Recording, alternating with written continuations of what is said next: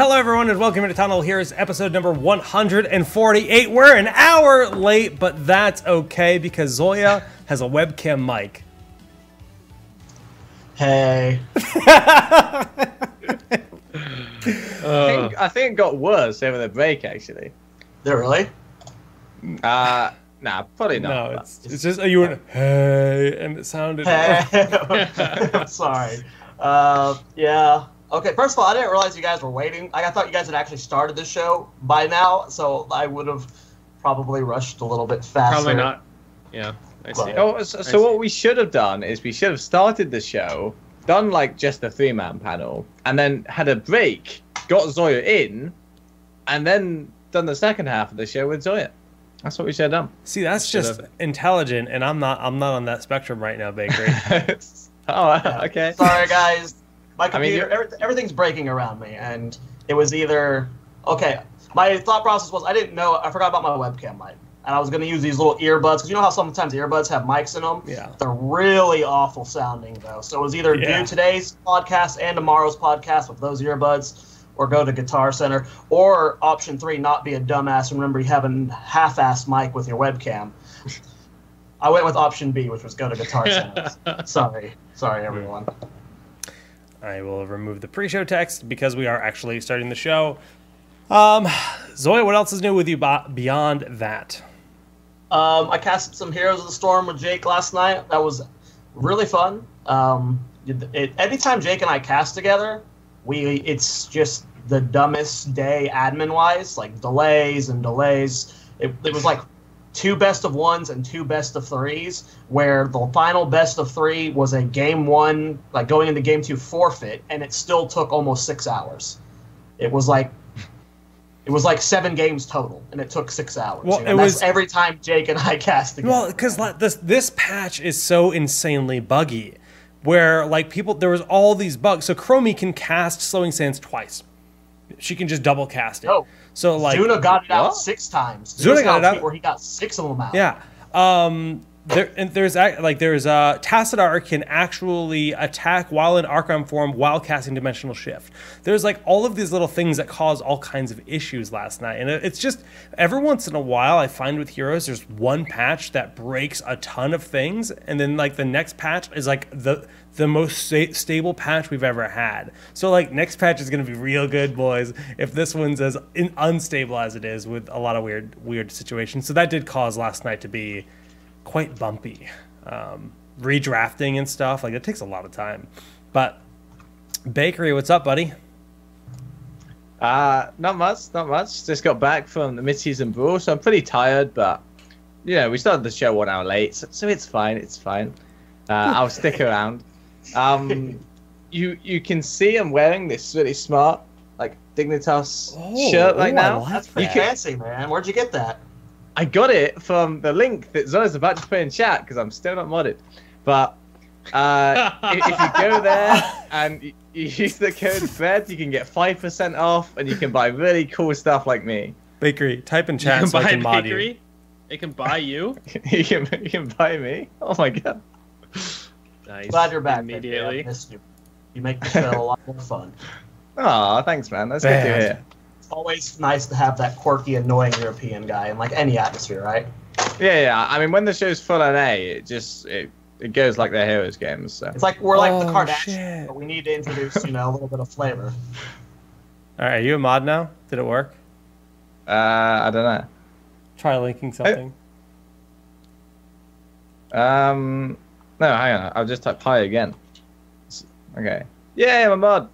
We did it, chat. Alright, I gotta find Zoya's message. It's lost in the nether. Little side story. So I trimmed my beard today, and at first I did it like kind of like this, like I was getting a good portion of my chin in. But when I trimmed it, like all of right here is starting to gray, like really badly. Like, I'm starting to turn into an old man, guys. So I cut that part off. It's not graying here yet, but like this whole patch was just like 75% gray. That's scary. Yeah, I'm 26, man. I'm 26 and I'm gray. And Mike, I got gray hairs in the back of my head too. The dream. Zoya, I turned 29 on Friday, and my hair is like so salt and pepper. It's insane. Like you can't tell on camera usually, but like I'm Omega Gray Mage. It's bad. Getting old, man. We're getting too old for these 20-year-old bakeries. By the way, if anyone's wondering, then you can buy leggings at that link, and I think Jake, you would look fantastic in those leggings. Oh, you think so? Yeah. Would it be a nice surprise for my wife? For you. I mean, maybe if your wife bought them for you, it'd be a nice surprise. Like, you definitely wouldn't be expecting that. Those. Alright, Jake, you would look pretty bum in those. I'm not gonna lie. Okay. Dunk Train. What's up, man? Not much, man. Just on that stream life. Don't have a ton of other stuff going on right now. Just trying to get the stream in every day. You know how it is. I know it's not like it's not like, oh my god, that's actually the most god tier play. But when you had that fucking Anubarat Q that predicted the Genji Dude, that dash, was hot. that was so fly. Like half the Yeah, comments didn't even realize what had happened. They were just like, "What? He just burrow charged the Genji." It's just like, no. Yeah, Watch the Q. Watch the impaling spikes hit that Genji's dash, man. That The was sick. last spike hit Genji at the peak of his dash. Like, Yeah, That's it was bad. decent. I thought I missed it until he dashed it. Like, he dashed it at the last possible second. It was feels good, man. Respect, man. That was sick. That was really cool. Yeah, It you've been wasn't as good streaming as like a monster. Bakery's clutch ice blocks and D shields, but it was Yeah. pretty good. Pretty good. I do what I can, for Hero League. That's like NA Hero League status plays. It's not quite those EU, globals plays, but what can I do? Yeah. I appreciate the shout out, Dunk. Thanks, man.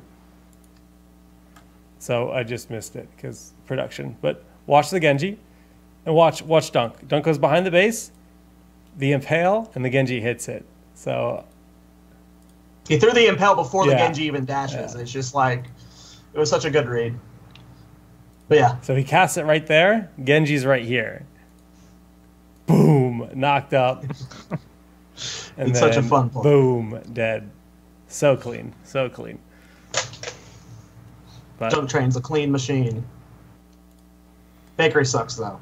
Anyways. all right, yeah. So we're talking about the midseason brawl today. There's no patch notes. There's no discussion. There's no meta to dive into because the midseason brawl was in fact played on an older meta. So we're gonna keep this show consolidated on that point.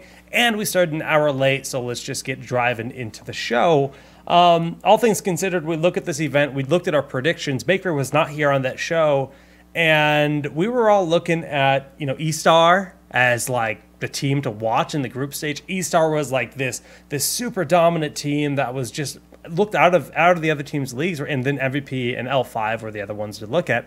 Fnatic was the Western hope in everyone's opinion as like the only one that could challenge these Korean teams based on what we saw in the group stage. And Bakery, as we rewind, since you were actually playing in this whole event, we go back to the group stage. Your very first match was eStar, and you guys struggled. So let's go to that. Let's go to that moment. Yeah. So, moving on.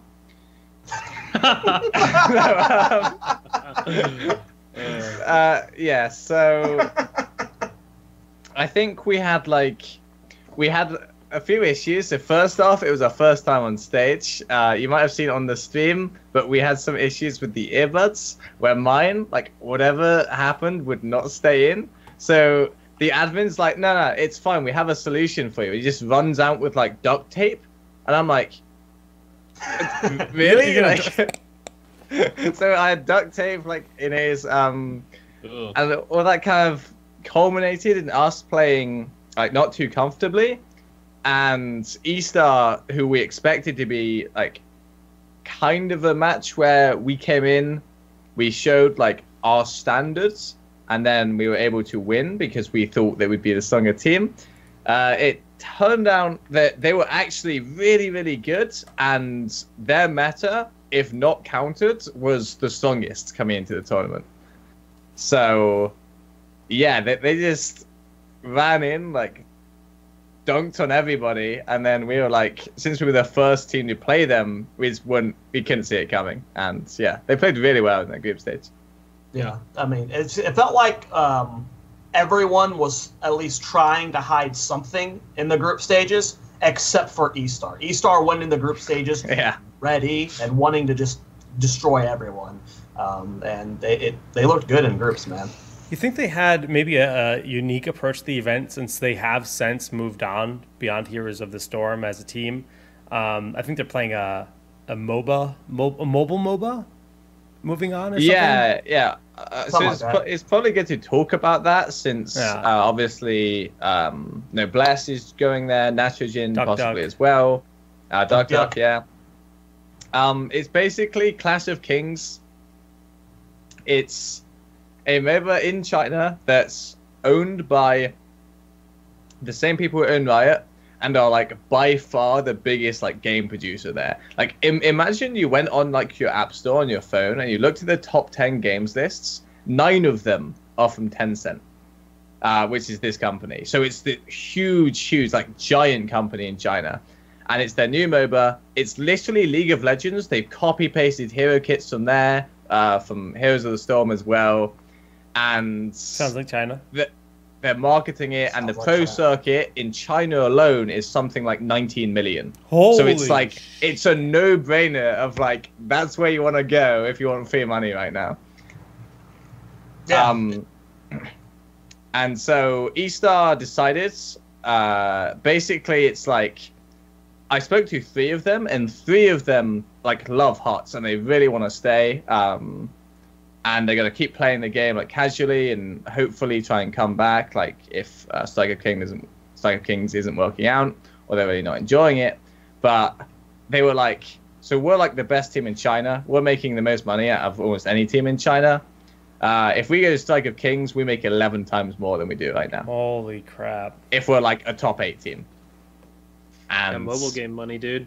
You can't say no to that. Yeah. So that's insane. Mobile games, they're gnarly. To the best of my knowledge, they tried their hardest in this tournament. I'm sure. Yeah. But it's still probably different, right? Like, it's probably different playing a tournament when it's going to be your last one playing that game. I think it's probably different. Yeah.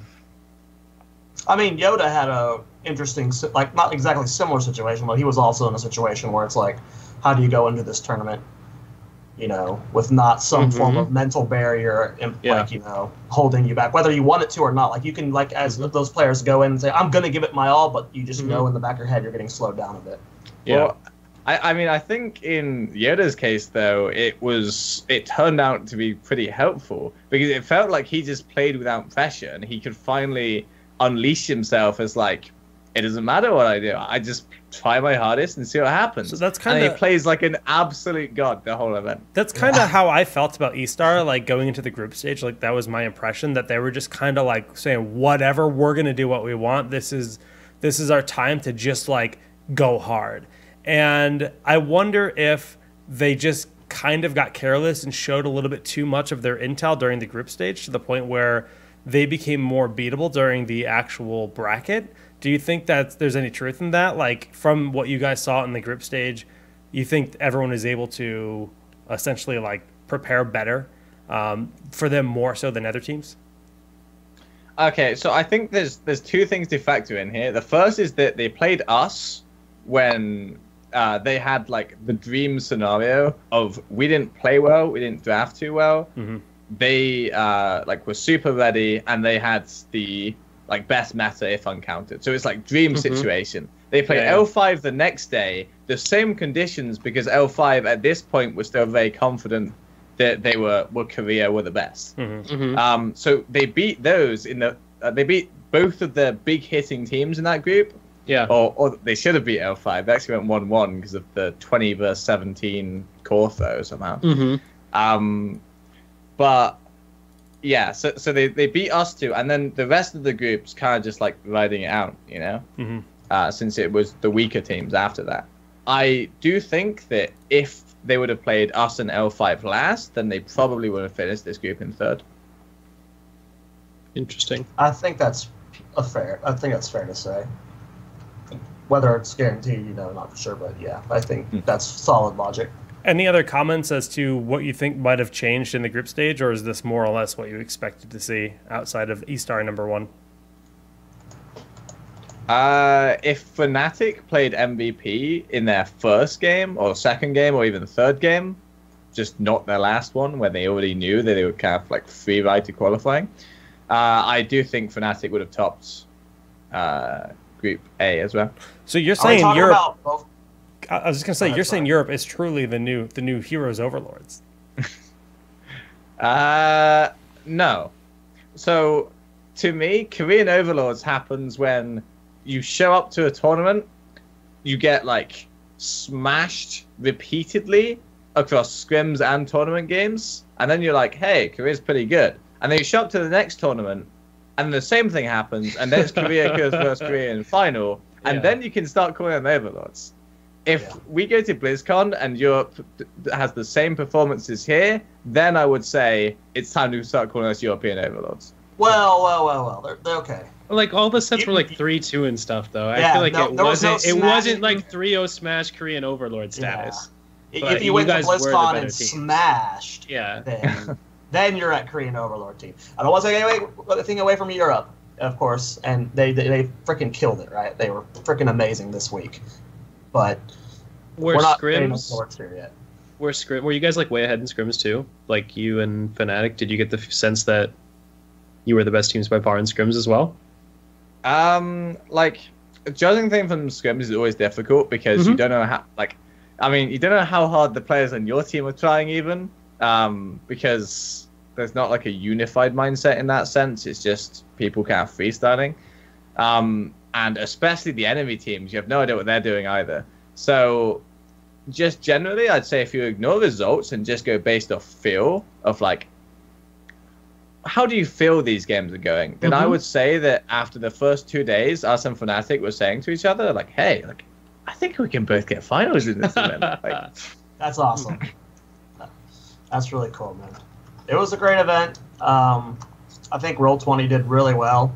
I really enjoyed a lot of their games. I was expecting much lower placements from or not placements, but much lower performance results, I guess, from both Tempo and Roll20. I think Tempo kind of hit where I was expecting. Yeah. I was expecting Roll20 to be worse than they were, but I was happy with how Roll20 played. I think of course, there's still work that needs to be done, but I think everyone went in thinking NA was going to get Hadoukened upon, and that wasn't necessarily the case.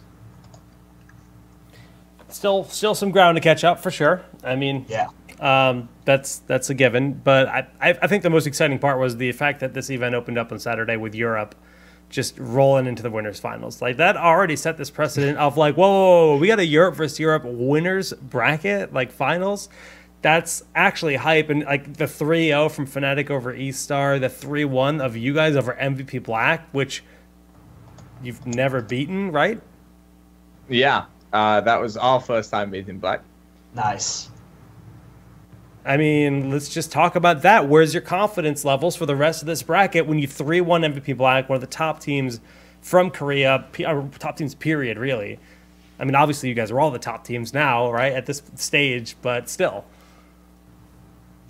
I think we actually expected to beat Black, like coming into that match. I think 3-1 was, I'd say, what I thought the most likely result was. Wow. And I could also have seen a 3-2, but I think we were really confident that we shouldn't have like lost that series coming in. If you Do you feel like your advantage was draft or gameplay? I mean, of course, it's always some of both, but like, did you feel advantaged at that point in the bracket in draft against them? I think for us specifically, like always in the past, even at events where we haven't actually been a strong team, even going back to like Spring Global, we could match MVP in team fights if we ever got to team fight. We played scrims against them a lot back in Korea, and there was like 2 scrims where it's like, oh hey, we got like to 10 and we're even, and we would be able to win team fights against them. Going into summer, we could consistently win team fights. It's both Tempest and MVP. And then going even further, at BlizzCon, we were consistently winning team fights. So we've always been able to match them on that level, but there's always been something that, like, Korea was always a step ahead in something else, be it, like, the heroes that they were playing, like, specific heroes, like maybe Greymane or Tyrael or Uther, where they're playing, like, really next level, and it's something different. And you have to try and catch up to that. Or at BlizzCon, it was L5's rotations. Like, the way that L5 played the game was, like, super different to anyone else. And MVP played a similar style, but also slightly different. And coming to this event, there was nothing that we needed to catch up to. So as soon as we have, like, an even matchup against them, and I think that we were the ones that had the stronger drafts when facing MVP, like, not so much L5 going to the later stages of the tournament, but when we have, like, even everything else, and we know that we are just as strong, if not stronger, in team fights, we always feel super confident. Do you think the main contributing factor to that is because every region is getting their games broadcasted consistently in the HGC League? Like, you're able to watch the other regions and learn from them throughout the entire league? Is that what you feel like caught you up? Or is it just because you guys went extra hard? Do you think, like, what do you think it is that caught you guys up to where you're now on an even playing field? I think HGC has to factor, like, a bit into it for sure, but as I touched upon, like, just now, I think the main factor was that Korea didn't do anything special for this event. Like, they didn't bring D.Va, and, like, guys, D.Va's actually the best hero in the game. Like, that didn't happen. They didn't bring, like, Tyrannic. There was nothing new that Korea brought to the table, apart from Ragnaros, but we know how that one turned out. That we had to, like, adapt to and try and catch up to. Whereas Europe brought, like, a lot of strong, like, strategy and a lot of strong just mechanics. So that's probably more of a contributor of the fact that we know in advance what patches we're going to come on, so there's no, like, sudden patch and then, you know, crazy shit coming out last second? Or is it just I think they're not as good as before? Have they stagnated? Yeah, have they stagnated? Yeah. That's what it is? Okay. So to me, I think that Korea is stagnated, and I think the reason why is that, like, so as I was saying, HCC's done, like, a whole lot of good for Europe. It's done a whole lot of good for NA. It has been very helpful for China, but they have a lot of their own external issues which are causing their growth to not be as great. But I think for Korea, this global stability promoting one-size-fits-all thing hasn't worked out for them. Like, I think the mindsets of Korean players and the culture there is all about, like, striving to be the best, and if there is no motivation to try harder, then they just don't. So teams in Europe, even teams that, like, hey, we don't really have ambitions, but we want to be a pro team, they still scrim, like, really consistently. So like, Tricked at some point last season, when Alex the Pro G started streaming a lot more, they were just like, hey, let's chill out a bit. You know, we know that we can't get relegated. We know that we can't win. But they were still scrimming at least once, most days twice per day. Whereas in Korea, apparently what was happening is they were scrimming 2 times per week, those kind of teams. Yeah. So because they knew that they couldn't go down. They took Arflon's advice. There's no way they could go up. That's interesting. It makes sense based off the Korean mindset, because, again, like you said, it doesn't matter how much better, like, let's just say MVP Black is 300 billion yards ahead of everyone else. They're going to be making the same amount as, you know, Tempo Storm, who, you know, if Tempo Storm was 300,000 yards behind, you know, I kind of understand that. I can see how that would affect the Korean mindset and their culture.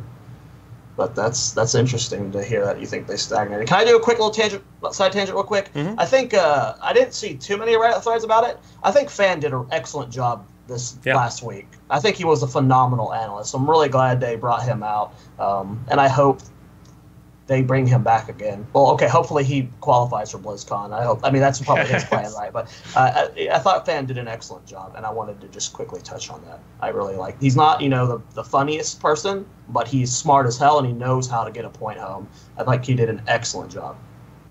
I can definitely jump on that train. You could ride a That's different all I train want. too. Yeah, that was well done. It was really good. Sorry. It was really enjoyable. No, it's a good point. Shout outs to pretty much the whole crew. It was honestly, out of all the esports events I've watched for Heroes of the Storm, this crew killed it. Some of the crews that we worked with in the past, we had to work with a lot of directors and stuff that clearly just didn't get like the whole esports flow. And although they might have amazing assets, the events never felt like genuine esports. And that's a really kind of dumb thing to say, but I've been working in esports production for like 6 or 7 years. And I've been on the back end on the production side for the majority of that time. And you know, when I worked in crews, it's like this doesn't have that genuine harmony to it. But DreamHack, this was clearly like the DreamHack crew meets the HGC crew running this show. I don't know that for a fact, but that's what it felt like. And it was wonderful. Chat saying the format was amazing. The format was flawless from a viewer's perspective. The storylines, the best team is going to win in that kind of format because you have to be able to play these longer series. You have to be able to play against tons of different opponents. And it just provided for a stupid good esports event. Yeah. So congrats to Blizzard on a dope event. Yeah. Yeah. Okay, I'm gonna jump back in here, continue on this tangent. So, like in terms of just the whole package of like player experience, like the products, competitive integrity, like format, like everything. Even like the venue and the event itself, this is like by far the best Heroes tournament ever. Like it was really amazing. Like everyone that worked on it did such a good job. Yeah. Like even the player managers were like really good this time around. Especially Anna. Shout out to our one. Anna was amazing. Koana. Anyway, apparently she wasn't good enough because you would have won. Yeah, definitely the player manager's fault, I think. Yeah, but I want to get back to something you said, either Jake or Zoya, when you said the format was perfect. Oh, I was gonna ask you what you thought about the game one being up. Come on, go ham, brother. Right. So, just to preface this, I'm in a really awkward position where I can't really say much because it's gonna sound like I'm only saying it because I lost. But I'm going to counteract that by saying Fnatic, very deserving champions. They deserve to win the whole tournament, no doubt about that. Fantastic team. They beat us. But I hate giving one game winners bracket advantage. And you'd rather have to win 2 best-of-5s? No. Bracket reset doesn't work in Heroes, I don't think. No, it doesn't. So here's my proposed winners bracket advantage, and there's a lot of like ways that you can play around with this. So let me just inject this in for some people that don't understand bracket logic, because some people don't really get it. The philosophy of giving a winner's bracket advantage is that person, that team, in this situation, Fnatic beat Dignitas 3-2 in the upper bracket finals, meaning that Dignitas has already lost a series where Fnatic has not. Therefore, in fighting games, it's common that the team from the lower bracket has to win 2 series, but fighting games take maybe 30 minutes for a full series. In a MOBA, doesn't really work to do that, so the Phoenix bracket style, which is what this event is, a Phoenix bracket, where Dignitas is reincarnated from the lower bracket, but they're down 1 game, is what we had. Sorry, continue. Okay, so my proposed solution is that you change up the way that you draft, like the maps and the picks and stuff like that a bit. So if you have the winner's bracket advantage, then you get first pick and map pick on 1, potentially 2 maps before map bans. So for most intents and purposes, this should be a completely free win, because let's take an example. We haven't played Warhead in 7 months. Fnatic get to play Warhead, one of their more favored maps, from first pick or second pick, their choice. They should win that game 100%. But there's always that potential that we play exceedingly well and we redeem ourselves from that earlier lost series. by winning this map that we haven't played a single game of in 7 months. If that's not enough, then you can even do 2 maps, like, and you can choose first pick or first ban. It would be cool. It would be cool if HGC would get together with captains of like the top 8 teams at the event or whatever, and have that conversation, because that's a really interesting suggestion. But I feel like that in pretty much every esport, there's a big debate around winner's advantage and stuff. Yeah, and every esport it's impossible to make everyone happy.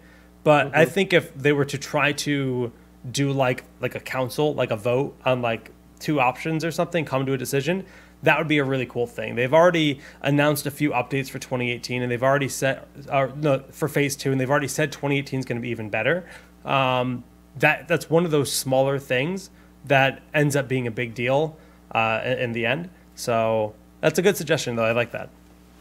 Yeah, I mean, Blizzard, first of all, they have done things like that in the past. They've sent surveys out to the teams. For the beginning of this year, we voted on map polls and stuff. So they have reached out to players in the past. So I'm sure they do still keep that line of communication open. But yeah, it's a really tough one. Like Derek said, it's a hurdle that every esport has to fight through, and it really comes down to, I guess, it has to be on Blizzard's end to figure out what's best. Like, it's tough because you can't. We used to do the best of 5s, and we would be casting till 4 or 5 a.m. and those series were insane. And with how the map drafting works and the heroes, it gets repetitive sometimes. Like, do you do a draft for the entire 2 of them, or is it just a repeat of the same set if it goes to the second set? And then, of course, you can't do a best of 3 with that kind of situation, because then if it's just a 2-0, that's the worst grand final ever. That just ruins everything. So you have to do the best of 5. And if it is 2 best of 5s that go to game 5s, that's too much for the players. And then the 1-up advantage can feel so awful as well for the players. It's tough. It is a hard. It's one of the most difficult things as an esports organizer to conquer. And MOBAs in particular, because MOBAs last so long. Like each game and the draft, the process of the variance is the problem. Yeah. If every game always lasted 30 minutes exactly on the dot, it would be fine. But the fact that you can have games range from like, oh, this was a quick 6-minute draft and a 9-minute game, to like, oh, this was a slow like 11-minute draft and now like a 25-minute game, 30-minute game. Now you're varying between like a 25-minute game segment and an hour game segment, right? Including panels and stuff. It's like impossible. Just the logistics. True. Yeah. Okay, so I want to reply to chat real quick. Okay. First off, I'm going to reiterate again. I said Fnatic was going to win. I said they were the better team. Definitely not saying this because we lost. Just going to say that again. And my next idea will prove that even more. But this guy in chat here, Aroblast, says the biggest problem with my proposed solution would be it's confusing for viewers.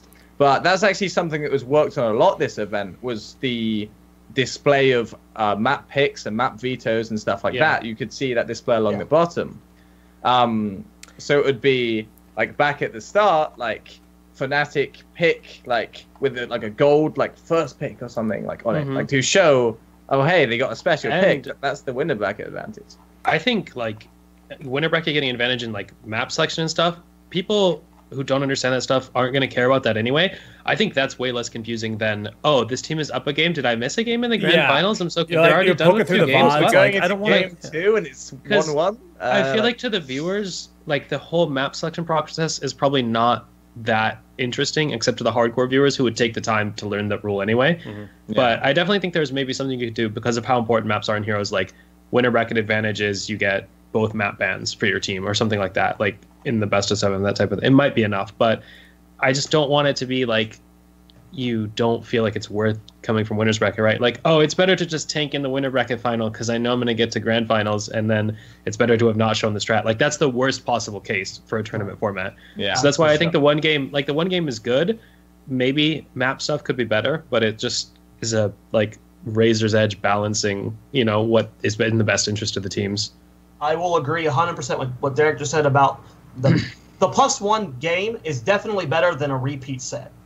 in Heroes of the Storm. I will agree with Derek there. Yeah, there could be 100% agree for that. There could be a better solution. You know, again, people need to, you know, maps are such an, it's almost as important as the draft. Like, teams go into a set knowing what they're going to ban versus certain teams. You know, they've studied their certain maps, you know, what rotations they do and stuff. Like, maps drafting is super important. So that could be influential enough that it could, you know, give a significant advantage to the winner's bracket.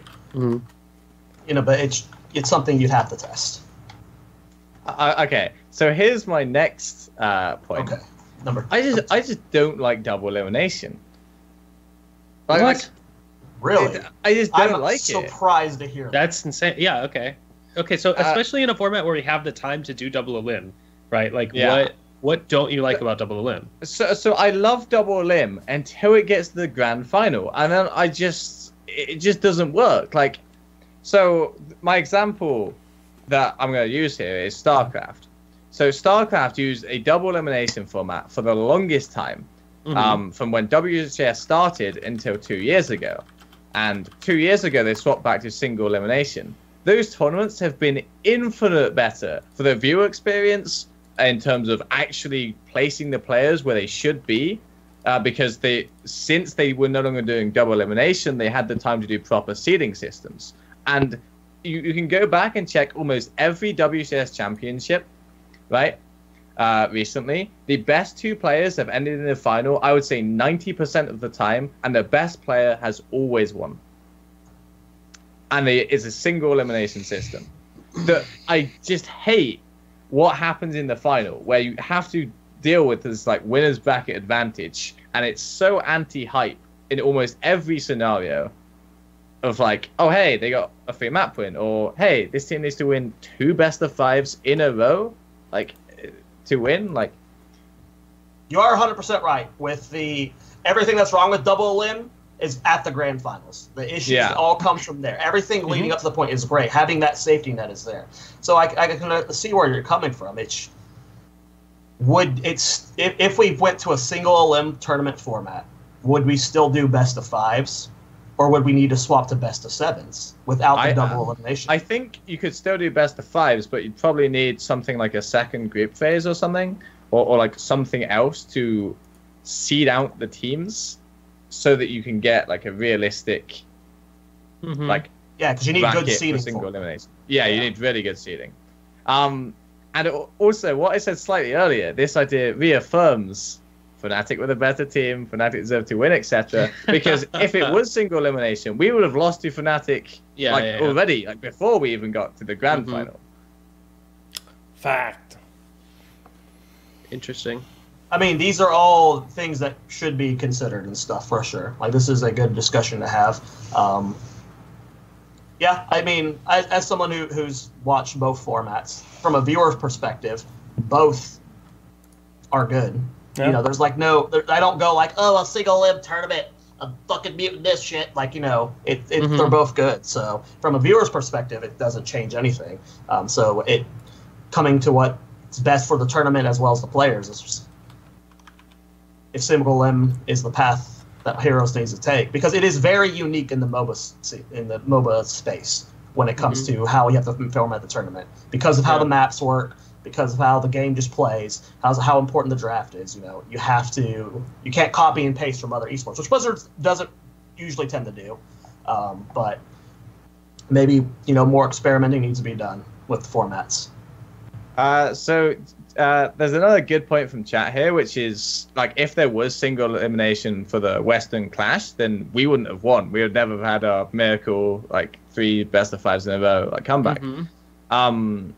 And although I agree it would be a shame to lose that storyline, if there was any form of winner bracket advantage for Fnatic in that grand final of Western Clash, we would have lost. Yeah. So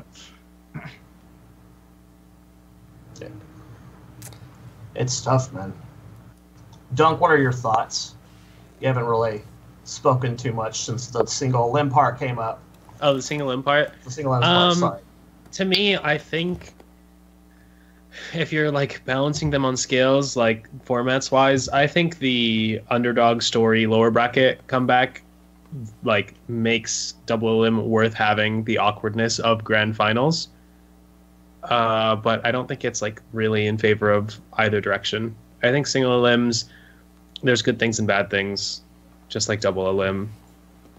It is what it is. I'm a slightly favored for double elim, though. That's just my perspective. As someone who has come from the losers bracket a lot of times, Yeah. I am a fan of losers bracket. Kings of the Storm 1, 2, 3, 4. Those were gnarly days. Man. Yeah, it's tough. Format's always like, this is tough, but... It's not something that's going to be resolved this year, I would imagine, but we shall see, of course, with BlizzCon being far off. You know, looking at the midseason brawl in general, Bakery, you were talking about Korea not bringing like one of those heroes that the rest of the regions weren't ready to deal with. But still, we look at Genji as kind of like the new flavor. I think a lot of people were anticipating Genji was going to be a high use hero. Who do you think the most impactful hero of the whole event was? Was it Uther? Was it Genji? Was it Ragnaros lol? Chen, OP. Chen? It was not Ragnaros. I can tell you that. Ragnaros, it was the most influential for the teams that picked Ragnaros to lose. Yeah, Yeah. Yeah, It's very that's a influential. good point. Ragnaros was like a serious like anchor on those teams. Yeah, Like, yeah. no, but yeah, in terms of, I'd say most likely Uther. Like coming into the tournament, I don't think anyone realized that Uther would be, oh hey, this guy just wins in every meta strategy right now. Like maybe we should first pick him. Like people didn't realize that coming in. So I'd say as the tournament evolved, he became the most influential hero.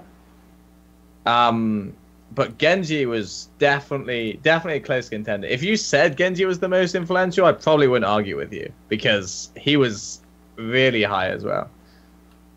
I feel like the other one in that trifecta is probably a Nubarak in terms of influence. I feel like Uther, Nubarak, Genji, like pretty clearly showed themselves to be like these are the dominant things happening right now. Well, I'd probably argue with a noob though, because Genji like forced the game to be played around him. Uther forced the game to be played around him. Where, although in most compositions a Nubarak did, in some he did not. So I think he's like a step down in that regard. yeah, the highest win rate of the three, though. 59% is pretty damn high. Abathur at 66% win rate. That's insane. These aren't really relevant.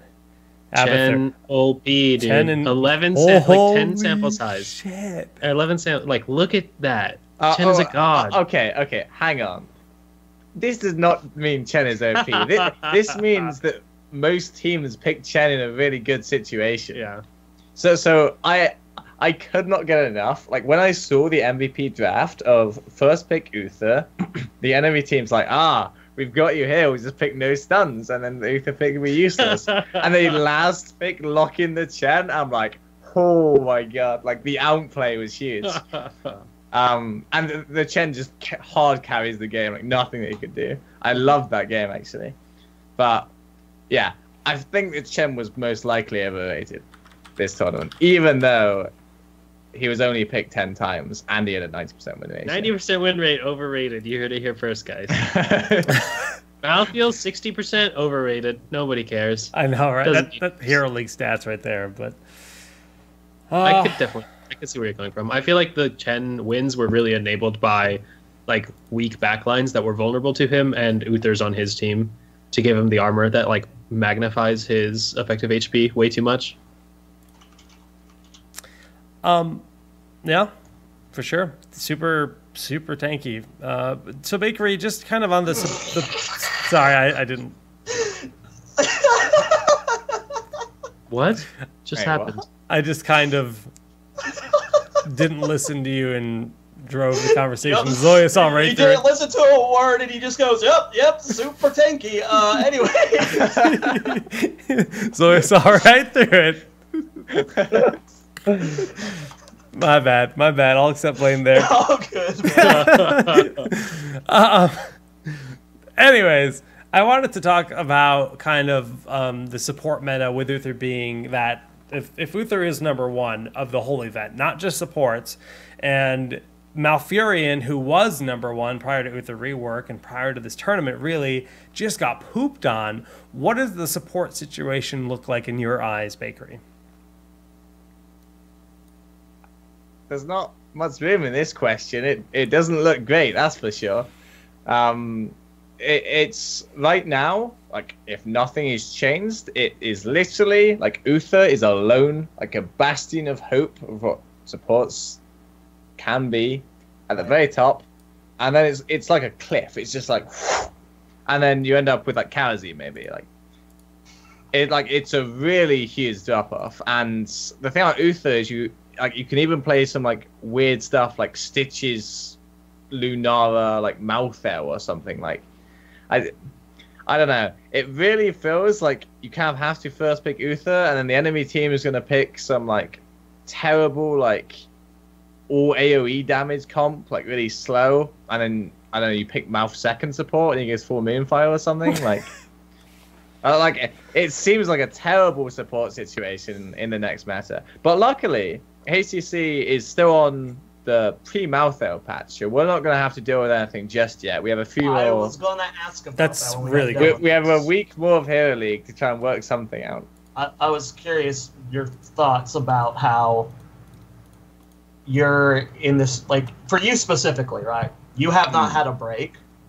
You have no break. You got home. You are playing yesterday. HGC this Sunday. You've been grinding. You've been training. You did not get a break like everyone else that goes there. And then you get home. You're jet lagged, and now you have your first match in 5 days. Are you okay? How do you feel about this? Is it 5 days? You It's guys this don't Sunday. play till the 25th, so today is the 24th. So okay, 4 days. okay. 4 days. 4 days. This 4 Sunday. days. Yeah. I'm not. I'm pleased glad to about hear you're that. on the right patch. They're the same patch, though. I'm glad. Yeah. I was So- thinking you were going to be on a different patch. As soon as we heard the HCC schedule, we immediately wrote to them and we're like, "Help! Like, this isn't gonna work." And they replied, and they're like, "We understand. Like, this definitely, like, it wasn't what we intended, obviously. But like, keeping it on the same patch was one of those like things they did to try and help us out, and we obviously appreciate that. Hopefully next year we'll be a bit more flexible in the schedule, and we won't have this happen again.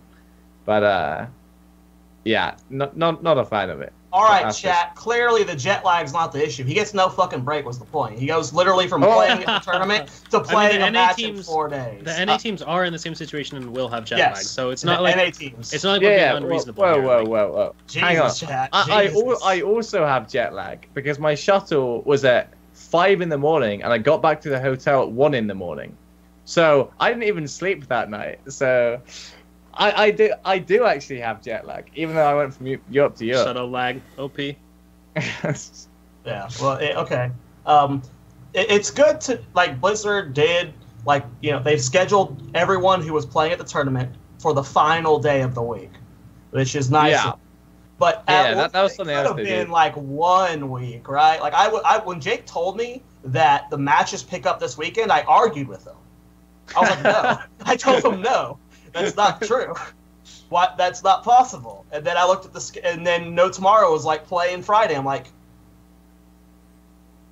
what? Bakery's just crying about how he got home at 1 a.m. or something. Like, and he's up, you know, you got NA teams just now getting home today and stuff. That's already even playing harder, with the dude. The NA flight home when you've got a 9-hour time difference for the people that are on the West Coast, like that is rough because they start. Well, they don't have to play till Sunday. Thank God they did that for the teams that played in midseason brawl. They pushed they only play the one match and they all play on Sunday, so it's a lot better than it could have been. At least they made the compromises they could while still maintaining the schedule they have to maintain, because this schedule that we're on in HGC, we can just click on schedule here at the top. This is week 1 of Phase 2. Phase 2 officially begins in 2 days. It goes 5 weeks, and then there's a bye. After that, the bye is actually Bloodlust, by the way. So that one bye is the 1 week in which we're like, all right, cool, we can run Bloodlust. That's happening then. Then it's the Western Clash the week after that. Then it's the Eastern Clash the week after that. Then it's that little bit of rest period where everyone's like, oh God, we get a week off. Then it's, well, they want those breaks between the clashes because honestly, the HGC staff needs those breaks too to prepare themselves. There isn't a break between these two clashes. So last time there was a 1 week break The this time, travel buys basically, right? No. So wait, between the clashes, July 24 to 30th. So last week it was Western clash, 1 week break, Eastern clash. This year it's Western clash, Eastern clash. Right. So the talent's going like I assume like from the Western clash, flying straight to the Eastern clash, casting that, flying straight home, and then casting HGC that weekend. Well, they have that weekend off. The week after. There's weeks before and after the whole thing. That's what I'm saying. Okay, like there's this prep and travel, and then there's this God we're alive like period. But then it's 6, 7, 8, 9 playoffs, Crucible, and then BlizzCon basically. Like it's actually nonstop for the rest of the year. Let me try and rephrase what I was saying before, because people are focusing way too hard on the jet lag part. That's like the least important bit of what I'm. But that's the least important part. The point is, last split between the first 5 games and then the next 5 games or whatever, there was like a several week break that's almost considered an off season. Off seasons are good. They are good for players. They give you time to relax. People still scrim during them. They're still training. There is no off-season between this tournament and Phase 2 starting. Nobody gets any downtime if you're one of the teams that ended up going to the mid-season brawl. You have no off-season. You have no break. That was the point I was trying to make. I don't give a shit about the jet lag. Stop talking about the jet lag, chat. I'm talking about the fact that Bakery and any team there gets no break going into Phase 2. Not even a week off to cool down. Sometimes you just need to take a step back and relax, and they don't get that option. That was my point. Yeah. Sorry. And that is a good point. And, hope maybe something can be looked into. Like, I think, didn't HGC start right away this year, though? Like, pretty much right out of the gates in January? It's January 20th. Yeah. So, like, there's not a lot of room. It's just a ton of content, right? They jam-pack the schedule. Maybe the feedback is cut 1 week out or something for next year. I don't know. I don't know, but it's that's definitely, this schedule has been set in stone the way it is, and they're gunning forward with it. And honestly, I'm just saying. And honestly, it's like it's either less content or no breaks, basically. Well, so why in Phase 1? In Phase 1, we had this. There was a period between we had the first 5 games. There was a bye week, Western Clash bye week, Eastern Clash bye. Yeah, because BlizzCon, there is a set date where the playoffs have to be concluded, flights have to be booked. Okay, no, I get that. Why not take some of those bye weeks and move them between this and the start of Phase 2? Well, I think it's logistics. Because summer, the DreamHack Summer was the other staple. There's 2 staples this year. It's DreamHack Summer, and it's BlizzCon. Yeah. And you can't move those. So, but anyways, let's talk a little bit about Phase 2 and some of the changes that are happening. The regional restrictions have been lifted going into Phase 2, which basically means that if you have not competed in one of the major regions, which is NA, EU, Korea, and China, then you're eligible to move to a major region. This means, and this feedback was feedback that was heavily requested by the Latin American players after BlizzCon last year.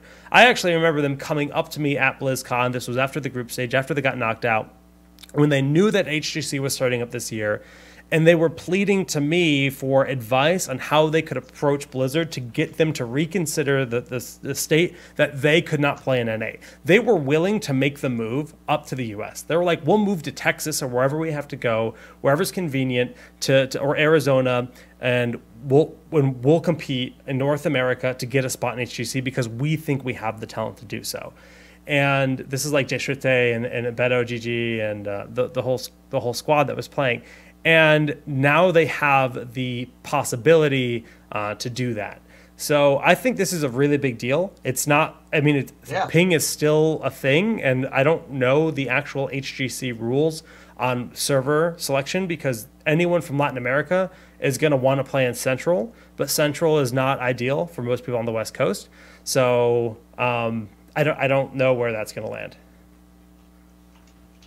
But I think it's a really good change. It's not going to change a lot. It might be like 1 or 2 players making their way into major teams, right? But not in this phase, obviously. If you're a team who's like let's say you're the best amateur team in Europe, right? Do you move to like one of the minor regions to try and get a free spot to globals and like better than being amateur team? I mean, that could happen. Yeah. Last year, that would have been a smart move because the globals Had so much money. Heavily with prize money. Yeah. But I don't think that'd be worth it this year. Yeah. It would be It's definitely cool a adventure possibility. though. It would be a hella cool adventure though. Like, just move out for 6 months or whatever to a new country. It's overall a good change. Like 2015, like closing after BlizzCon, like Tempo we never wanted to like. There's only one European player we ever wanted to potentially move to NA. And anytime we talked to EU teams, it was either signing a whole EU team, but there was one player that we would have loved to pick up. That was Shrimpy at the time, around 2015 BlizzCon. We were looking at I moving remember him that. to NA. He was telling me he knew about it at Prague. He was like so eager for it too. Yeah, we wanted to make it happen. It just didn't make sense money-wise because there was not enough money at the time. But that was an option then, and it's good to know that you still have that option, right? If you want to go play for an NA team, you can. I don't know why you would at this point, but you can, right? I mean, that option's there, and it's a good thing. It opens up windows for more opportunities for players, so Yeah. it's cool. You guys, is this relevant? I mean, the release acquisition approval period, I think it's just a little bit more clear. I don't think it actually changes anything for roster swaps at the end of Phase 2. And that's, again, all right after BlizzCon. So they don't want... I think this is probably being announced because of all the teams that are like, I'm a free agent, or I'm off this team, or we're doing this, before the actual roster swap period had happened. And there was a lot of just chaos of the roster apocalypse. But when it's clearly locked into a specific time frame of when you're released, acquired, and approved by the HGC League, I think it just creates a more compelling time frame after BlizzCon to see what 2018 is going to look like. And I would imagine at BlizzCon we're going to find out what the 2018 format is going to be. So that should be quite nice. Well, hold on. I want to mention what I think about it. It's a good thing overall. It prevents from last second, like, we're going to drop your pants and screw you over situations. You have to release a player in those days. Mm-hmm. You can't last minute drop a player and then snipe someone from a different team, and then suddenly you have 24 hours to pick up your roster, right? You have to release by this date. You have to acquire by this date. It makes it to where you can't just, destroy, like, just body someone and they don't have a choice over it, right? Like, imagine if, you get my point. Yeah, I think this is a much cleaner way of doing it. So I'm not sure exactly how the NA roster swaps went down, but from my impression, it was once it became clear that B-Step was going down, McIntyre was like, "Hey guys, like, where's my new team?" And then it's like, "Oh, you guys have already found new players, and there's no spots left."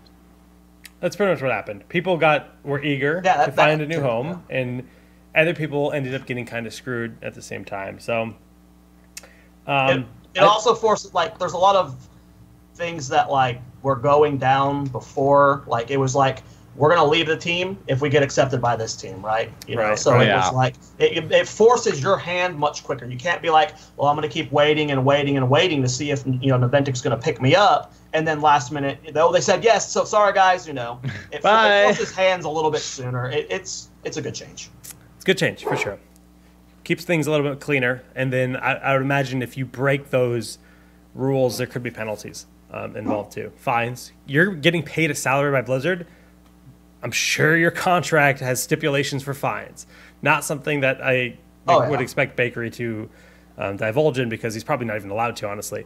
But like that's definitely a thing. And when you play in a league with a salary, you make mistakes. Fines are definitely a thing. The contracts Blizzard has you sign are pretty extensive.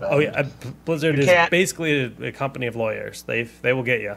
No. Didn't Shuei, like when Shuei left, or Rich teammate at the time, didn't he get banned for the whole year? So and next year, 2 years. don't step the Blizzard, guys. Yeah.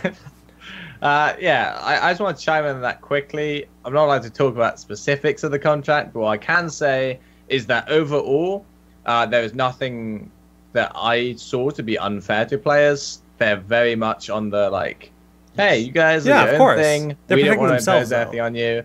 But it's also very, very like extensive. There's a lot of stuff in it, very wide ranging, pretty much everything covered. Baker's the only player that's read the whole thing.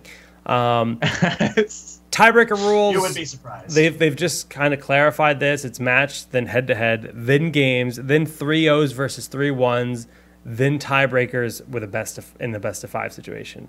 Included a detailed breakdown of a tiebreaker rules. Added a 3+ way tiebreaker language. So this is just rule defining broadcast times. They changed them. Yep. Up 30 minutes each day. Open division, this is literally just a playoff change. Last open division, and this is feedback they took from us when we went to the Crucible. It was a 16-team bracket, and let me tell you, there are not 16 open division teams that are relevant. There's probably not 8 open division teams that are relevant, but there's a lot closer to 8 than 16. So they've actually gone ahead and they've made a huge change to open division playoffs, to the point where it's going to be 3 days long instead of 2, and it's going to be top 8 rather than top 16. And this is just going to create for far better experience for all the players, I feel, because they won't be playing to 4 a.m., which was miserable for every player. They were like literally like, please, please, please let us go to sleep and play this tomorrow. But the schedule was set. And this is just a really good change for all involved. So very happy about the Phase 2 updates. I'm happy overall. Blizzard is willing to make changes between Phase 1 and Phase 2, because previously it was always like, we're set in for this year. Next year we got changes coming, right? We're set in for this year. Next year we got changes coming. So it's good to see that they're willing to make not just micro changes, but some pretty drastic changes to rules halfway through the year. I'm glad that they're doing that. So all props to Blizzard from me. Yeah. But the one thing we didn't talk about is the, I guess, just the overall event experience for you, Bakery. Obviously, second place again is not the dream, but you still slayed the Koreans. So what's your takeaway? Speak to us. Give us your mid-season brawl experience. I think honestly we're not all that disappointed with how the event went. Like, coming into the event, if you said, oh hey, you guys make finals, we'd have been really happy. But if you then said, but you finished behind Fnatic, we're like, damn it. like coming in, our goals for the event, like, I think we said it was like, we wanna beat at least one Korean team, and we want to beat Fnatic, and those were our goals for the event. Sadly, didn't achieve the second one, but overall, we're really happy that we could show that Europe was like such a strong force, and that we are good now. Like, and on a personal note, I'm actually really happy for Fnatic, like as friends and rivals. Not really rivals, like co-workers, maybe. It's not the term I'm looking for. Colleagues. No, Colleagues. yeah, I know colleagues. There you go. Like as colleagues, because this is like their first tournament win, and it was like they really did deserve one after being like literally the past year they've been either the best or second best team in Europe, depending on where you look at it. Yeah.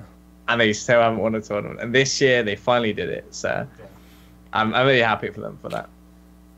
I'm happy for them because we get a boy band video. So if anyone did not see, it was Quack that tweeted out that if we win Midseason Brawl, that we will make a boy band video as a team. And they won. So boy bands are us coming our way.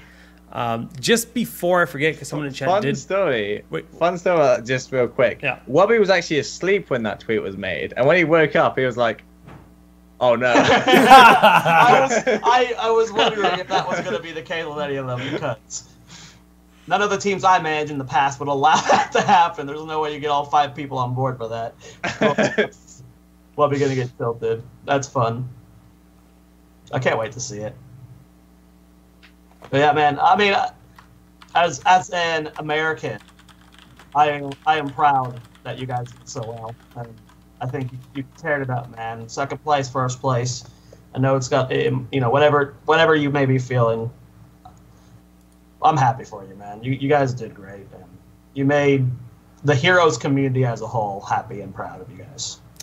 For sure. I actually want to give a shout out. There was one Redditor who I don't remember how to pronounce the name, but begins with a U, Ultra Jante or something. Made a thread saying like, shout out to Dignitas, like you guys led the Koreans, like we always like so proud of you, and like our whole team got to read that on the day that we were like traveling back and like winding down, and like we really appreciated it. So thanks a lot, man. You guys slayed the Koreans. Like, that's all that matters, right? Well, winning would be nice. Those dollar bills would be nice for sure. But Europe as a region has to be super proud. And I hope NA feels hungry, because to see Europe get top 2, first and second, is proving that the Koreans can be slain. The Chinese can be slain, and that you can rise to the top. And Roll20 seems like a team that has that drive. With Yoda going away and Goku joining Roll20, maybe that is enough to push them into that next threshold. I don't know. It's impossible to say for sure. So I think North America is going to be quite interesting going into Phase 2, because, I mean, we've got to look at it. It starts this weekend. We're going to get to see the debut of the new GFE when they're bringing in both CAF and K1, because B-Step is no more. We get to see iDream on Naventic, and, is that going to result in a better Naventic? I don't know, because that's, again, a role swap and thrown in there as well. And then Tempo Storm. They're the one team that's like not doing anything, of the top 3 that are expected. Are they going to stagnate, or are they going to be able to rise to the occasion? And it's going to be really interesting, I feel, in the first half of Phase 2. I'm on board with that. Like, watching NA is like, it's kind of weird, because it's kind of like my job, but at the same time, like, it's a real like enjoyable thing for me, because since I'm not connected to the scene, it's like watching minor league baseball, right? No, it's not really that. Like, so I'm like connected to the scene, and like I'm friends with a lot of guys, and I have respect for some of the players as well. So when I get to watch, it's like I enjoy it so much, just seeing like what's gonna happen. Like, so I'm really excited for the new GFE roster. I know that Tempo Storm, they were definitely like disappointed with the result that they had, and there's a lot of ideas that they were like brainstorming, trying to come up with of like how do we make this never happen again. So I'm excited to see like what kind of changes they can implement. Obviously, Roll20 like roster changing as well. How do you feel about the Yoda Goku swap? Don, do you have any opinions on that? Not really. But like, so to me, I think it's a side grade. Like in terms of like mechanics, but there's a reason that they wanted to change, right? So I don't know. Yeah. I'm just speculating, but my speculation would be atmosphere changes more than anything else, because I don't think that Yoda was the worst on the team. I don't think that Yoda was in any way skill capped or didn't have more room to grow, as we saw at the MSB, by the way, when he played the best of his career. Yeah. But they changed him for like someone who I would say is in a similar position at a similar skill level. So it's probably most likely an atmosphere like related change. Yeah, I mean, I would agree for the most part. It's a side grade for Roll20, like on paper, like from our perspective. But that's a huge jump up for Goku. So I'm happy. Like for those that don't know, Goku's a former teammate of mine. I managed him for about 6-7 months, so I'm a little biased in the situation. I'm happy for Goku. I hope it's best for both parties, between Roll20 and Yoda, because there were a lot of like one-sided exchange where like individual players ended up getting screwed over and stuff. So I'm hoping this was a situation like Yoda has not spoken from my perspective. I haven't seen Yoda post anything. He might have, but we don't know if it's like one-sided or if it was mutual or something. I hope that both sides end up happy. So we've got about 2 more things to hit, and one of them is just kind of, we talked about a lot of the NA teams, and we're talking about Yoda no longer being part of Roll20. This is the new Superstars roster, and Urho, formerly No Tomorrow, Zoe, you've gone out and said you feel that Urho was the best player on the entire team of No Tomorrow. Now he's going to be playing Warrior. Srey is role swapping over to Flex, and Yoda is going to be there as Flex as well. So I mean, is Superstars a contender with this new roster? It comes down to 2 things, in my opinion. A, Srey, he was a Flex a long time ago, and then around the time he joined Tempo Storm, he swapped to main tank and has been consistently doing that. So it comes down to, can Srey handle the Flex? And I also feel that Iacona the last 6 months has not been the same skill level Iacona was a year and a half ago. I feel like Kona has been fairly weak this first split. Ever since Brightwing's been ripped? I don't know. I don't remember the timeline of Brightwing's rippage, but I think if Kona and Srey can step up and Urho message well with the team, then this could be a solid roster. I don't have that high expectations. I guess. I was trying to be nice to my friends because I am friends with like half this roster. There is potential there. They would have to do a lot of changing, a lot of growing, but it's pretty low right now. If I'm being honest. I'm happy that Superstars changed because I do think they could have continued with the same roster and coasted on. Yeah, like sure they had to swap Goku, but they could have gone almost anyone to replace him, like Yoda, as it happened, and just coasted it again, like staying mid-tier. But the fact that they've specifically they've gone out of their way to say, let's roll swap, let's try something. Like to me, that shows that they aim higher, and I'd like to see that a lot. But since everyone else at the top also roll swaps into either upgrades or side grades, I don't think they move very far. But I like the idea, but I don't have much faith in this roster to like break into that upper echelon. I think most people agree with you, and I do. I just want to say that Jake's hovering the right team right now. Roll20, Team 8 going into this season had 8th place written all over them. Nobody considered them a threat, and look at them now. Right? Yoda's on 2 teams confirmed. Yoda's on 2 teams confirmed. But yeah, they didn't update they're mid-season. Superstars' bar is pretty low right now, but we'll see. I'm hoping for my friends that, yes, they do well. Because, again, that's another team that I've got multiple players I've managed, Urho and Srey both. I love them both. I play games with Urho pretty frequently, too, so I wish them the best. Yeah.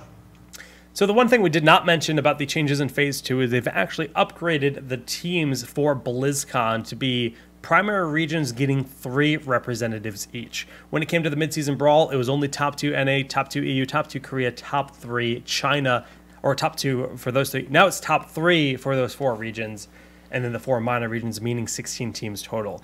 That change means you need to be a top 3 team now, not a top 2 team, but that puts so much more opportunity on the table, especially like we look at like GFV, Temple, Roll20. Are they the 3 favorites? We'll find out in 6 months or in 4 months or whatever. But then whoever's 4th place, it's just that much. It's that much more attainable for them to maybe get to that BlizzCon dream. And I think that's a super huge change. Okay, just to be clear, this isn't a change. It was just never very well represented.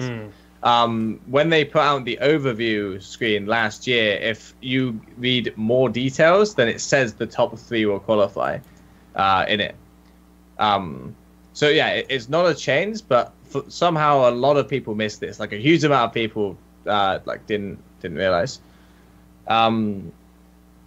But yeah, in terms of my thoughts, I'm pretty happy with it. Honestly, I think there's always a chance, I think, for us that we can finish online as the 3rd best team in Europe. But I think that offline, we will always be 2nd or 1st. So I'm pretty happy that online we can still come 3rd and still have a chance to win at BlizzCon. Yeah, man. I believe. But yeah, man, I think that's pretty much going to be our show. We started a little bit late and we're past our normal end time. Bakery, it's mega deep into the evening for you as well. So, you know, I'll be the first to just say, once again, congratulations on a top 2 finish. I know it's not the win you wanted, but you still put out some retardedly good Heroes of the Storm this game. And this weekend, or the last 20 days, really. That was not a good sentence. Well, it's not like I speak for a living. It's okay. Okay. And I guess we can transition to shoutouts from there. We'll start with Dunk Train because he's in our corner of this new overlay. Okay. Well, shoutouts. I mean, shoutouts to the HGC production team, DreamHack staff, whoever it was, that everything came together and made like such an amazing event happen. I think it was something that Heroes really needed, and it turned out fantastically. Like every aspect was just executed very well, even if the format wasn't perfect according to Bakery, but still very nice. And shoutouts to them, very well done, and all the teams for participating. Yeah, Baker Rizzle.